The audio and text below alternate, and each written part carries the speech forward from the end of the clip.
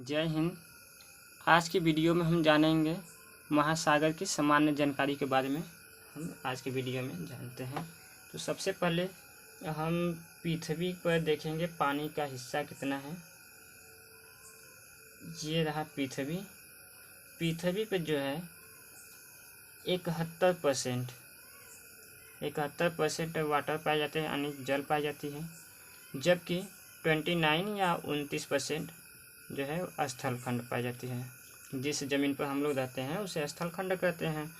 तो इस स्थलखंड में जो है ये है आपका विषुवत रेखा। विषुवत रेखा यानी 0 डिग्री इक्वेटर रेखा। और इधर 0 डिग्री इक्वेटर रेखा के नीचे की तरफ देखेंगे तो ये हो जाएगा हमारा साउथ पोल। जबकि ऊपरी वाली हिस्सा क्या कहलाएगी? नॉर्थ पोल यानी कि उत्तरी गोलार्ध, और ये दक्षिणी गोलार्ध कहलाएगा।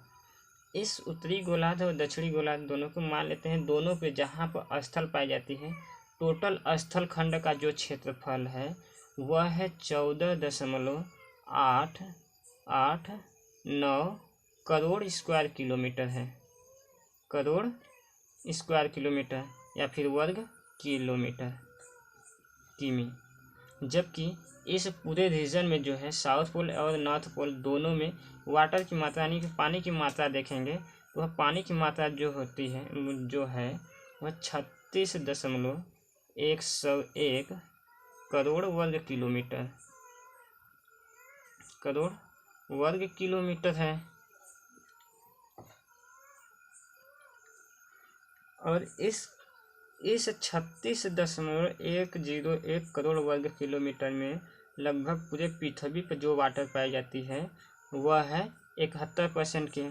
और यह जो स्थलखंड का जो भाग है 14.84889 करोड़ वर्ग किलोमीटर, वह 29% स्थलखंड के बराबर है। तो आगे हम बात करेंगे कि इस पृथ्वी के नॉर्थ साइड और साउथ पोल, देखिए नॉर्थ पोल और साउथ पोल दोनों तरफ पानी की मात्रा पाई जाती है।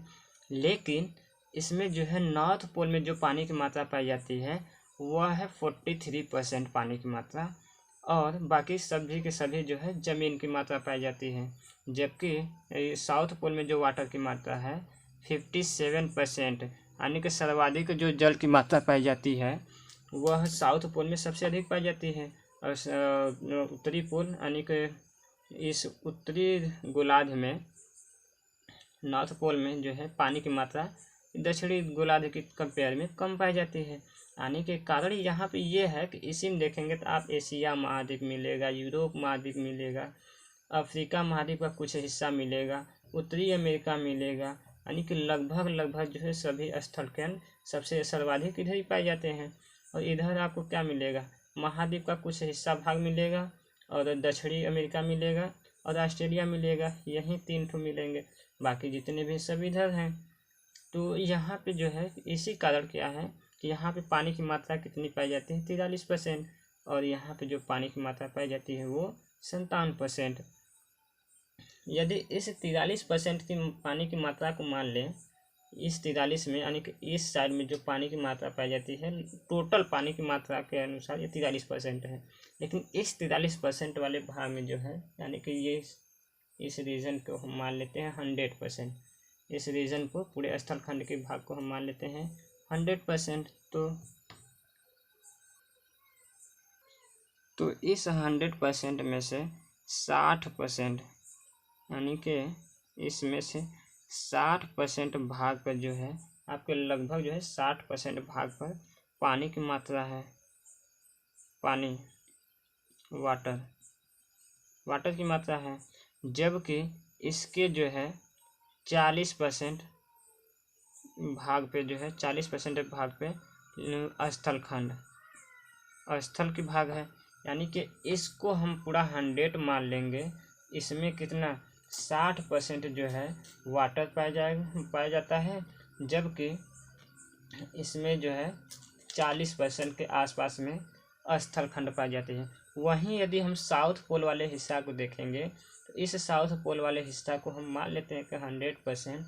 तो इस 100% में से जो है 80% 80% पर वाटर पाया जाता है, लगभग 80% पर वाटर पाया जाता है, जबकि 20% पर जो है यहाँ पर जमीन या स्थल का भाग पाया जाता है।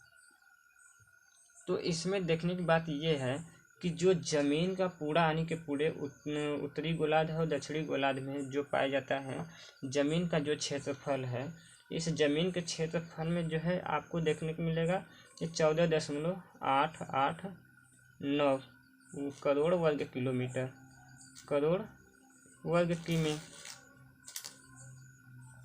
जबकि इसी जितनी भी पानी वाला हिस्सा है उसमें से जो सबसे बड़ा पानी का हिस्सा का सोर्स है वो है प्रशांत महासागर, प्रशांत महासागर, प्रशांत महासागर। यानी कि इस प्रशांत महासागर जो है सबसे बड़ा पृथ्वी पर पानी का भंडार है, या कहें तो सबसे बड़ा यानी पूरे पृथ्वी पे जो है सबसे बड़ा यही एक महासागर है, जो कि इस पूरे पृथ्वी के हिस्सा से भी अधिक है। यानी कि इसकी जो क्षेत्रफल है वह 16, इसकी जो क्षेत्रफल है वह है 16.457 करोड़ वर्ग किलोमीटर है, वर्ग किलोमीटर। यानी कि लगभग जो है 16 या 17 हम मान लेंगे, लगभग जो है हम 17 मान कर चलेंगे। यदि इस प्रशांत महासागर की लंबाई की बात करें तो यह लंबाई में लगभग जो है 16,000 किलोमीटर है, किलोमीटर, जबकि चौड़ाई की बात करें तो इसकी चौड़ाई जो है 14,880 किलोमीटर है, किलोमीटर।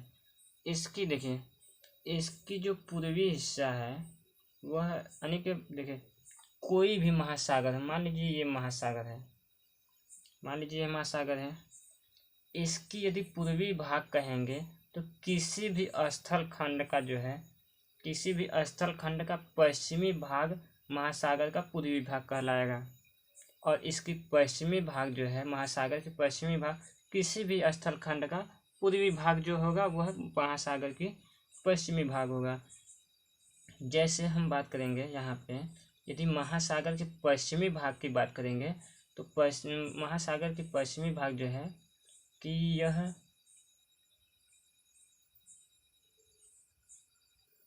उत्तरी अमेरिका, और ये उत्तरी अमेरिका और नीचे ये दक्षिणी अमेरिका से टच करता है, जबकि प्रशांत महासागर का पूर्वी भाग जो है एशिया महाद्वीप और ऑस्ट्रेलिया महाद्वीप से टच करता है। ध्यान देने की बात यह है कि इसी प्रशांत महासागर पर ही जो है सबसे अधिक भूकंप आते रहते हैं। कारण ये है कि यहाँ पे जो है ज्वालामुखी सर्वाधिक पाई जाती है।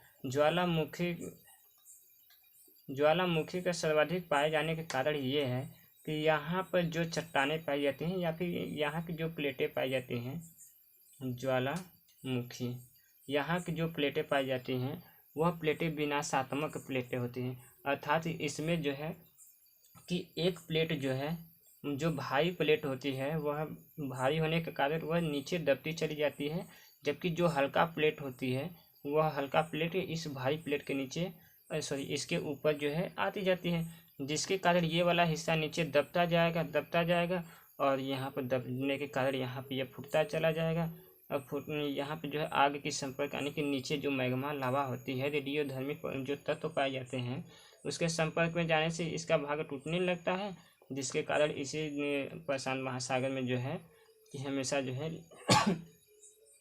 हमेशा कहें या फिर कभी कभी जो है कुछ समय के बाद जो है यहाँ से ज्वालामुखी का विस्फोट होता रहता है। इसी ज्वालामुखी के विस्फोट होने के कारण जो है आप देखेंगे कि यहाँ पे इस यानी कि प्रशांत महासागर में जो है कई छोटे छोटे द्वीप मिलेंगे, यानी कि हजारों की संख्या में यहाँ पर द्वीप मिलेंगे।